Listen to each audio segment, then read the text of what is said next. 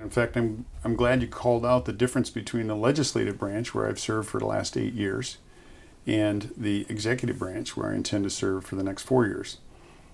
It's the legislature that sets law, not the Secretary of State.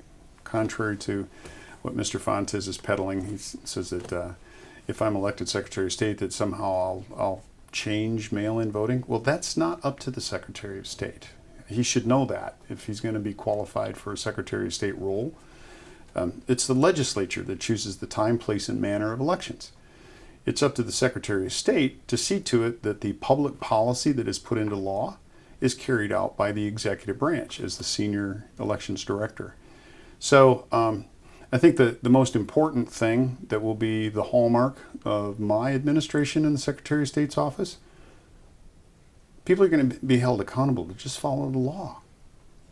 That seems to be something that isn't really being done these days. In fact, we have an elections procedure manual that is years old that hasn't been updated. So there are some county recorders that would say, well, okay, so the law does not comport with the existing election procedures manual. So one of the first things we have to do is clean that mess up. Then, of course, getting our voter rolls cleaned up. It was disclosed this morning by some work that Matt Brainerd has done out of Washington, D.C. We have 55,000 voters that are on the rolls in Arizona, voter rolls, amongst the 15 counties that have moved out of Arizona and filed with the post office a permanent change of address, meaning they're no longer eligible to vote here in Arizona, yet they're still on the voter rolls.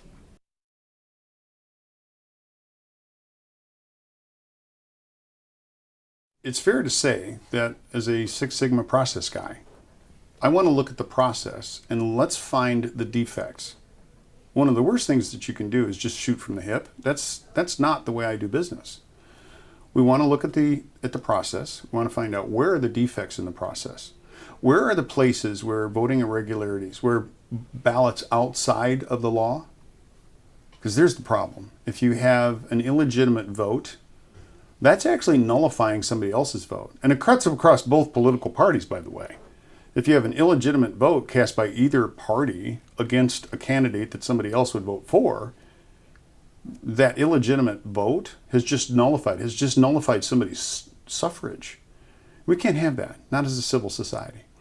So I think that, the idea that the Secretary of State is going to look at process and try and give the legislature some guidance on, here's some of the places where we have irregularities.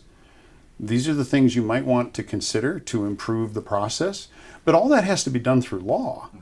One of the things that I would advocate for, a prime example of this, is something that constituents have been asking me about now for about 3 weeks, and that is, how is it that the Secretary of State can be the senior elections official over an election that they are actually running for governor on? So there's an opportunity for us to make a change.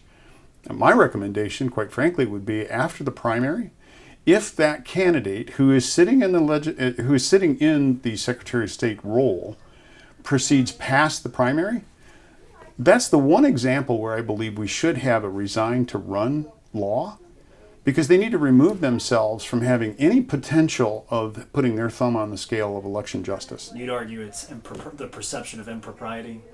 Absolutely. It needs to be an arm's length transaction. And when you're when you're part of the system that is overseeing the election that you could benefit from, that's a bit unseemly.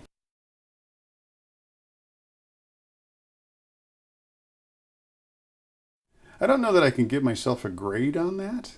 What it did demonstrate is the total bias of the two moderators.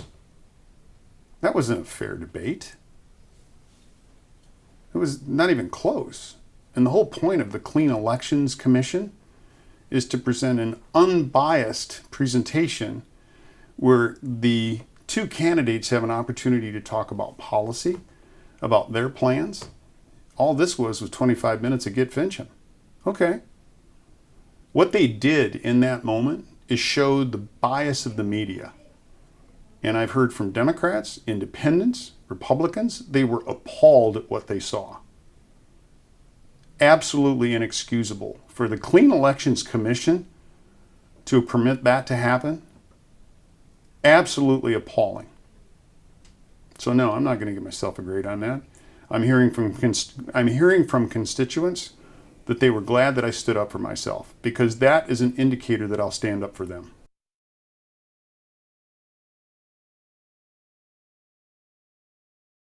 I've run some major business units in the private sector. Okay, 125 employees on one continent, another 50 on another, 50 here at home. That's quite a team that runs 24 hours a day, 7 days a week, servicing 1.2 million people simultaneously. I'd say that I do have the experience to manage an executive level position. Moreover, what disturbs me is Mr. Fontes has proven by his presence as an elections official and the fact that he got fired for 2 botched elections, all the things that fed into that, I don't think that we want to elevate him and reward him with a promotion. Is that the court had to step in because he was outside of the law. That was a demonstration. That's one of many demonstrations of Adrian Fontes's proclivity to be lawless. Even Lori Roberts called out, well, this guy's making up law as he goes. It's not going to end well. Abe Kwok talked about the fact that he's had some really bad moments and was deserving of the boot. He got fired in 2018 by the voters for mishandling 2 elections, 2 different elections that were botched. Couldn't have voting centers open on time. Printers that didn't have ink to print the ballots. Things like that. And now he wants to be responsible, the senior elections official over 15 counties? I would say that he's already proven that he's not capable of running one.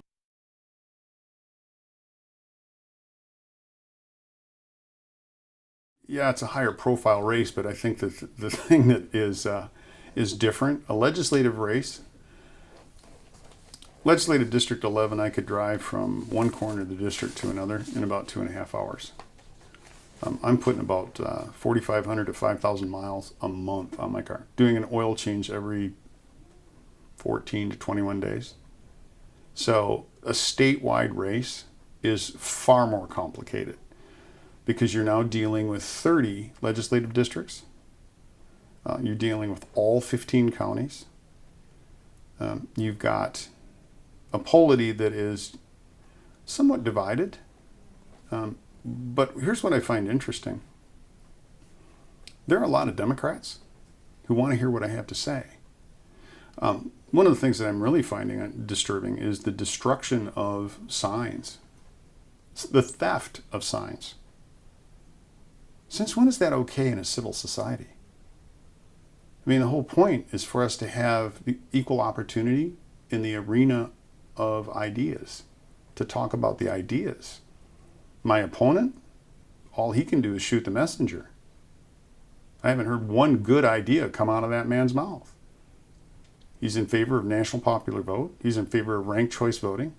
He's in favor of same-day registration, so there's no possible way for us to validate whether or not somebody's even an American citizen. A U.S. citizen. Under Arizona state law, you have to be a U.S. citizen to vote.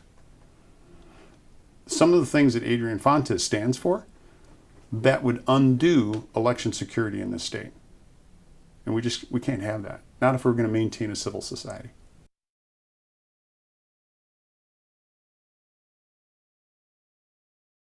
First of all, for a Democrat to endorse a Republican, that's political suicide in the state.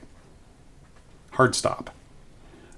There are individuals who, quite frankly, are more Democrat than they are Republican, but they're registered Republicans.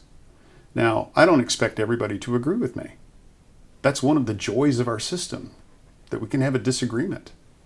The people that have crossed party lines, if they see something in Adrian Fontes that's appealing to them, perhaps I have pause to question their judgment.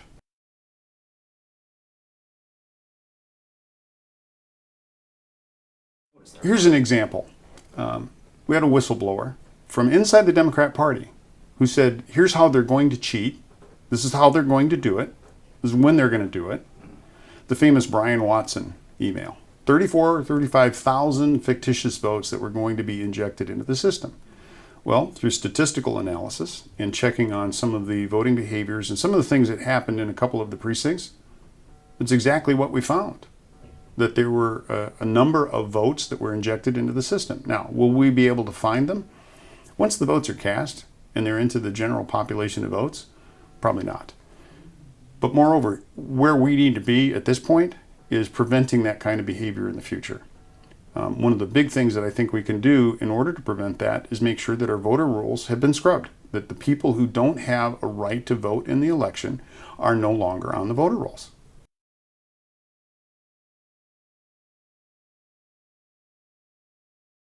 Well, I think it's important to a lot of people. Anytime that you have a national figure like that provide an endorsement, I mean that's a meaningful happenstance in one's life.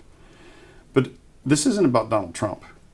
This is about making sure that our elections are secure, that they're fair, that everyone has an opportunity to compete in the arena of ideas. Once I'm elected, the moment I'm elected, I have to take off the partisan hat and see to it that every single law is followed and that everybody has. The whole point of having law is to level the playing field so everybody knows the rules. And when you have somebody who ignores the rules, ignores the laws, you create an imbalance. And I believe that that is perhaps much more important than the endorsement from President Trump.